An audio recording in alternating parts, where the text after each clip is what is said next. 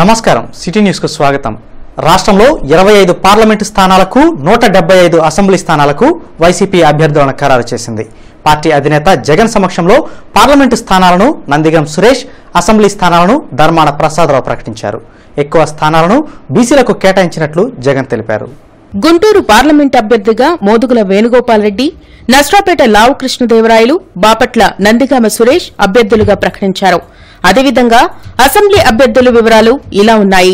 గుంటూరు తూర్పు ముస్తఫా, గుంటూరు పశ్చిమ చంద్రగిరి యేసురత్నం, తాడికొండ ఉండవల్లి శ్రీదేవి, ప్రత్తిపాడు మేకతోటి సుచరిత, తెనాలి అన్నాబత్తుని శివకుమార్, మంగళగిరి ఆళ్ల రామకృష్ణారెడ్డి, పొన్నూరు కిలారి రోసయ్య, చిలకలూరుపేట విడదల రజని, నస్రాపేట గోపిరెడ్డి శ్రీనివాసరెడ్డి, వినుకొండ బొల్ల బ్రహ్మనాయుడు, సత్తెనపల్లి అంబటి రాంబాబు, పెదకూరపాడు నంబూరు శంకర్రావు, గురజాల కాసు Mahesh Reddy, Macherla Pinnelli Ramakrishna Reddy, Vemuru Merugu Nagarjuna, Bapatla Kona Raghupathi, Repalle Mopidevi Venkataramana. Gardens main road లో ఈరోజు నూతనంగా గుంటూరు టీడీపీ పార్లమెంటరీ నియోజకవర్గ కార్యాలయం ప్రారంభమైంది. ఎంపీ జయదేవ్, స్వతంత్ర సమరయోధులు పావులూరి రామకృష్ణయ్య చేతుల మీదుగా ఈ కార్యక్రమం జరిగింది. గుంటూరు పార్లమెంటులో తనతో పాటు 7 అసెంబ్లీ అభ్యర్థులను ప్రజలు ఆదరించి గెలిపించాలని గల్లా జయదేవ్ కోరారు. రాష్ట్రం రాజధాని అభివృద్ది సీఎం చంద్రబాబు ద్వారా మాత్రమే సాధ్యమవుతుందన్నారు. గుంటూరులో 3 తోడు దొంగలతో పాటు మోడీ, కేసీఆర్, జగన్ వంటి తోడు దొంగలతో ప్రజలు అప్రమత్తంగా ఉండాలని సూచించారు. రాష్ట్రాభివృద్దిని అడుగడుగునా అడ్డుకున్న వీరికి వచ్చే ఎన్నికల్లో ప్రజలు గుణపాఠం చెప్పాలని జయదేవ్ పిలుపునిచ్చారు. గార్డెన్స్ మైన్స్ లో గుంటూరులో టీడీపీ పార్లమెంటరీ నియోజకవర్గ కార్యాలయాన్ని పార్టీ నేతలు మన్నవ సుబ్బారావు, నగర టీడీపీ అధ్యక్షులు ప్రభాకర్, అభ్యర్థులు మద్దాలి గిరిధర్, నజీర్ అహ్మద్, డొక్కా, టీడీపీ అధికార ప్రతినిధి దివ్యవాణితో కలిసి ప్రారంభించారు. ఈ 7 మంది నేను మ్యాగ్నిఫిసెంట్ 7 అని పిలుస్తున్నాను. ఎందుకంటే పాత కాలంలో ఒక ఇంగ్లీష్ సినిమా ఉండేది మ్యాగ్నిఫిసెంట్ 7 అని. అది గుర్తొస్తుంది. 7 మందిని చూస్తే వీళ్ళందరూ మన మ్యాగ్నిఫిసెంట్ 7 అని కూడా మనం అనుకోవచ్చు. మీ అందరితో కలిసి పనిచేసి తప్పకుండా విజయం 7 కాన్స్టిట్యున్సీస్ లో తీసుకొని రావాలని నేను కోరుకుంటున్నాను. తోడి దొంగలంటే ఎవరు?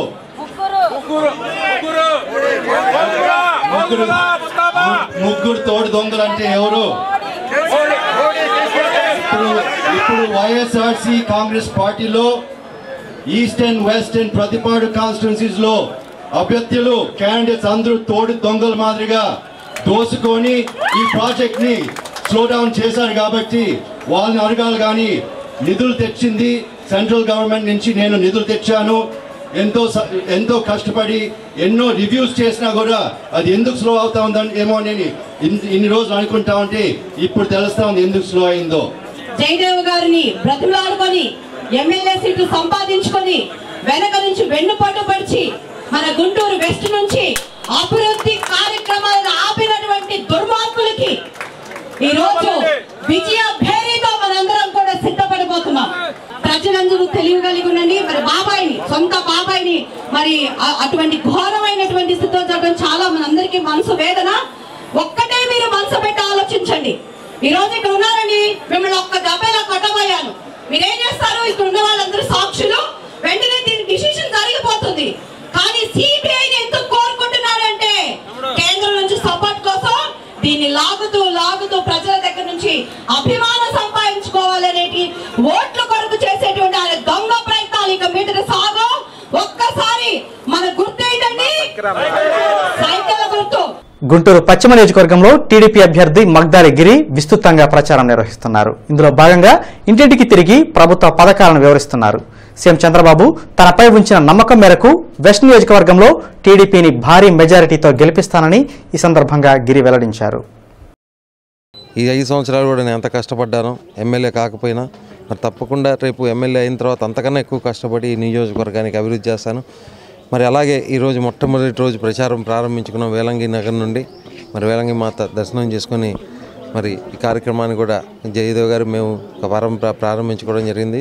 మరి ఇక్కడ విశేషంగా స్పందన ప్రజల నుండి చాలా బాగుంది. ఇవాళ మరి వృద్ధులు ఇవాళ 200 రూపాయలు ఇస్తున్న పెన్షన్ 2000 చేసామని చెప్పి చాలా ఆనందపడతా ఉన్నారు.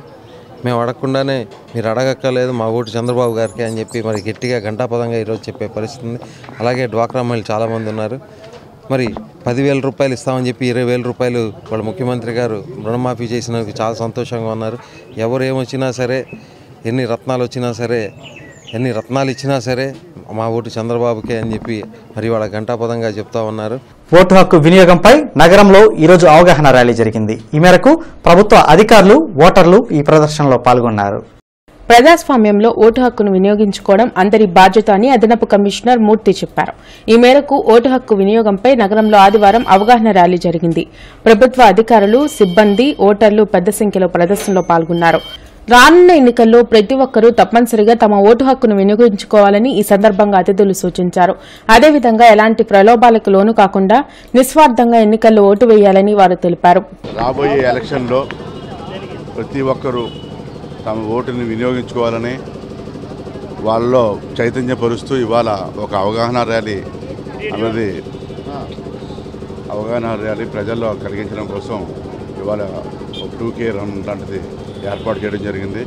చాలామందికి ఓట్లు ఉంటాయి, కానీ నాయకుని ఎన్నుకునే సమయంలో కూడా ఓట్లు వేయడానికి ఏదో కారణాలు చెప్తూ పక్కన వెళ్లకుండా ఉండే పరిస్థితి నుంచి అందరూ చైతన్యవంతులయ్యి కానిస్టేబుల్ రాత పరీక్షలు ఈరోజు ప్రశాంతంగా జరిగాయి. ఈ మేరకు 16,000 మంది అభ్యర్థులు ఈ పరీక్షలకు హాజరయ్యారు. ఇందుకోసం 24 పరీక్షా కేంద్రాలను ఏర్పాటు చేశారు. కట్టుదిట్టమైన పోలీస్ బందోబస్తు నడుమ ప్రశాంతంగా కానిస్టేబుల్ రాత పరీక్షలను పూర్తి చేశారు.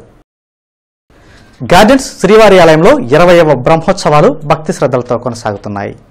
ఆలయ పండితుల వేద మంత్రోచ్చల మధ్య ఆదివారం శేషవాహన సేవ భక్తి ప్రపత్తులతో జరిగింది. అలాగే ప్రత్యేక హోమ పూజలు జరిగాయి. స్వామివార్ల నామస్మరణతో భజన కార్యక్రమం వైభవంగా జరిగింది. భక్తులు సకుటుంబ సమేతంగా ఈ ఉత్సవాల్లో పాల్గొని తరించారు.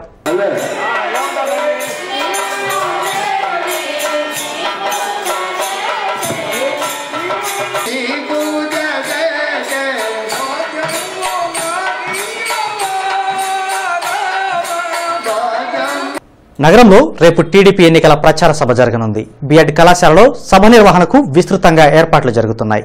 తెలుగుదేశం పార్టీ నేతలు ఏర్పాట్లను పర్యవేక్షించారు. నగరంలో బీఎడ్ కళాశాల మైదానంలో ఈ నెల 18వ తేదీన సాయంత్రం 4 గంటలకు ఎన్నికల ప్రచార సభ జరుగుతుందని టీడీపీ నాయకులు మిర్చియాడ్ మాజీ చైర్మన్ మనోజ్ సుబ్బారావు, నేత ఈడే మురళి తెలిపారు. సభ ఏర్పాట్లను టీడీపీ నేతలు పర్యవేక్షించారు. సభలో సీఎం చంద్రబాబు పాల్గొంటారని వారు తెలిపారు. అన్ని స్థాయిల్లో ఉన్నటువంటి తెలుగుదేశం పార్టీ శ్రేణులు ఈ జిల్లాలో ఉన్న 17 నియోజకవర్గాల నుంచి కూడా తరలి వస్తున్నారు. సుమారు ఒక 40,000 మంది దాకా ఉంటారని అంచనా.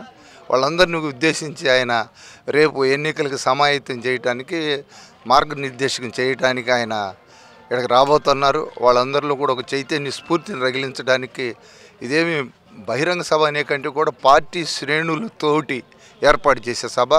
మరి ఈ కార్యక్రమంలో తెలియవత కానివ్వండి, టీఎన్ఎస్ఎఫ్ కానివ్వండి, సిబిఎన్ ఆర్మీ కానీ అందరూ కూడా చాలా పకడ్బందీగా ఏర్పాట్లు చేయడం జరుగుతుంది. మరి ఈ కార్యక్రమాన్ని ఉద్దేశించి నారా చంద్రబాబు నాయుడు గారు రేపు ఇచ్చే స్పీచ్కి అనుగుణంగా మరి రేపు రాబోయే ఎలక్షన్లో నారా చంద్రబాబు నాయుడు మళ్ళీ సీఎం చేసే దిశగా మా యువత అందరూ కూడా కంకణం కట్టుకుని కంకణ బద్దలై పనిచేస్తారని, మొత్తం జిల్లాలో ఉన్న అన్ని విధాలుగా ఉన్న కేడర్ని ఇక్కడికి ఆహ్వానించడం జరిగింది.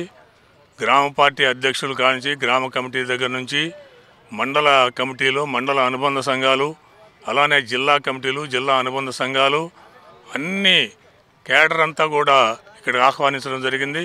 ఎన్నికలకి ఏ విధంగా మనం వెళ్ళాలి అనే దాని మీద మరి బూత్ కమిటీ వాళ్ళని, అలాగే కన్వీనర్ని, పార్టీలో ఉన్నటువంటి వివిధ శ్రేణుల్లో ఉన్నటువంటి నాయకులందరినీ కూడా పిలిచి ఇక్కడ రేపు జరగబోయేటువంటి ఎన్నికల్లో ఎలా మనం వ్యూహాత్మకమైన ముందుకు ఎలా వెళ్ళాలి.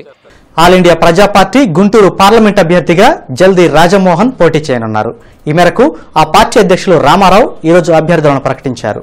ఆల్ ఇండియా ప్రజా పార్టీ అభ్యర్థుల గెలుపుకు అందరూ కృషి చేయాలని ఆయన సూచించారు. ఢిల్లీ పార్లమెంట్లో వినిపించాలని, నిర్భయంగా మాట్లాడి నిజమైనటువంటి మార్పును తీసుకురావాలని, ఈ పేద ప్రజలు అన్నగారిన వర్గాలని, ముస్లిమ్స్, క్రిస్టియన్స్ ఎంత దురవస్థలో ఉన్నారు, దీన్ని ఆఖరి రాక నెట్టుకుపోయి వాళ్ళనేటువంటి మా ఉద్దేశాన్ని, మా సదుద్దేశాన్ని మీరు స్వాగతించాలని, యూత్ను కూడా మా వైపు, మహిళల మీద ఎంత అన్యాయం జరుగుతుంది, మహిళలకు అది ఏది ఏదని చెప్తారు, అంతా ఉట్టిదే. ఎక్కడ ఎస్హెచ్ఓ సమావేశ మందిరంలో అమరావతి సాహితీ మిత్రుల సమావేశం జరిగింది. ప్రముఖ కవి, రచయిత రాయప్రోలు సుబ్బారావు సాహిత్యంపై సాహితీవేత్త చంద్రశేఖరరావు ప్రసంగించారు. భావకవిత రూపశిల్పి రాయప్రోలు సుబ్బారావు పేరు ప్రఖ్యాతలు గావించారని ప్రముఖ సాహితీవేత్త చంద్రశేఖరరావు అన్నారు. అమరావతి సాహితీ మిత్రుల సమావేశం జరిగింది. సమాజంలో కవిత్వానికి విశిష్ట స్థానం ఉందని ఆయన తెలిపారు.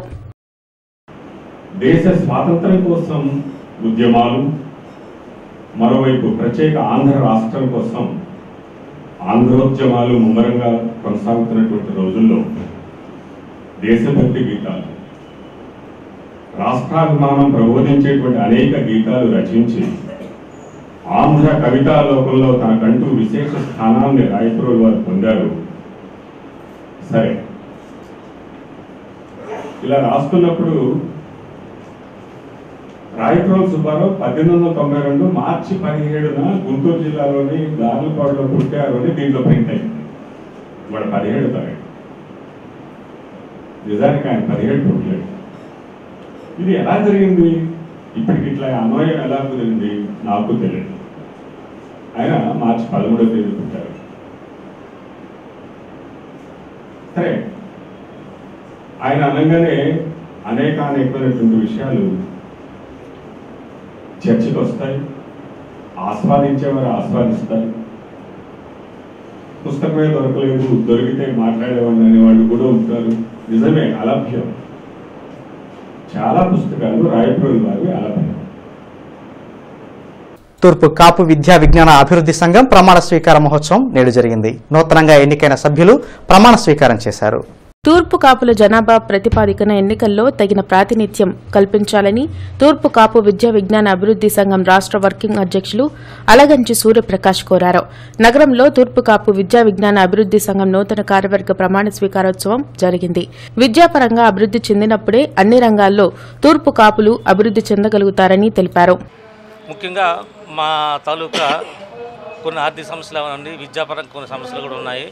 మేమందరం కలిసి కలెక్టివ్గా ఇంటరాక్షన్ అయ్యి మనం ఎలాగా ఈ సమస్యలను అధిగమిస్తున్న ఉద్దేశంతో మేమందరం ఈ సంఘాలను ఏర్పడడం జరిగింది. ఈ సంఘం ఏ సంఘానికి ఏ కులానికి కానీ వ్యతిరేకంగా పనిచేయదండి. ఇది మాలో ఉన్న అనైక్యతను కానీ లేకపోతే మా ఉన్న ఏదైతే వెనకబడి ఉన్నామో దాన్ని ముందుకు తీసుకునే ఉద్దేశంతో ఈ సంఘం నిర్మాణం చేయడం జరిగింది. ముఖ్యంగా మా తూర్పు కాపు సంఘంలో ముఖ్యంగా మా ఉత్తరాంధ్ర జిల్లా నుంచి 3 జిల్లాల నుంచి కూడా ఈ 10 జిల్లాలకు కూడా అందరూ కూడా పూర్వం వలసలు వచ్చి ఉన్నారు. కార్యక్రమంలో సంఘ నాయకులు మేరగాని నారాయణయ్య, పిన్నేంటి శ్రీనివాస్ తదితరులు పాల్గొన్నారు. అరండల్పేట శ్రీ అష్టలక్ష్మి సమేత శ్రీ లక్ష్మీనారాయణ స్వామి ద్వితీయ పుష్కర్ సహస్ర కలశాభిషేక మహోత్సవం కొనసాగుతుంది. దీనిలో భాగంగా శ్రీ గజలక్ష్మి కళ్యాణ మహోత్సవం జరిగింది. భక్తులు కళ్యాణాన్ని కనులారా వీక్షించారు. ప్రతిరోజు కూడా అమ్మవారి కళ్యాణాలు జరుగుతాయి. ముఖ్యంగా ఫాల్గుణ పూర్ణిమతో ఈ నెల 21వ తారీఖున ధనలక్ష్మి కళ్యాణంతో అమ్మవారికి విశేషంగా అష్టలక్ష్ముల కళ్యాణం పూర్తి చేసుకొని 22వ తారీఖున 23వ తారీఖున సుబ్రహ్మణ్య కళ్యాణం, 24వ తారీఖున సహస్ర కలశాభిషేకం జరుగుతుంది. ముఖ్యంగా ఈ సంవత్సరంతో 24 సంవత్సరాలు ద్వితీయ పుష్కర మహోత్సవం పూర్తి చేసుకొని విశేషంగా 1008 కలశాలు 1008 మంది దంపతులతో శ్రీ విద్యారణ్య భారతీ స్వామి ఆధ్వర్యంలో 24వ తారీఖున సహస్ర కలశాభిషేకం జరుగుతున్నది. కంభంపాడు గ్రామంలోని ప్రభుత్వ పాఠశాలలో వార్షికోత్సవ వేడుకలు ఘనంగా నిర్వహించారు. పరీక్షల్లో ప్రతిభ కనపరిచిన విద్యార్థులకు బహుమతులు ప్రదానం చేశారు. చిన్నారుల సాంస్కృతిక కార్యక్రమాలు అందరినీ ఎంతగానో అలరించాయని ప్రిన్సిపల్ బాలరెడ్డి తెలిపారు.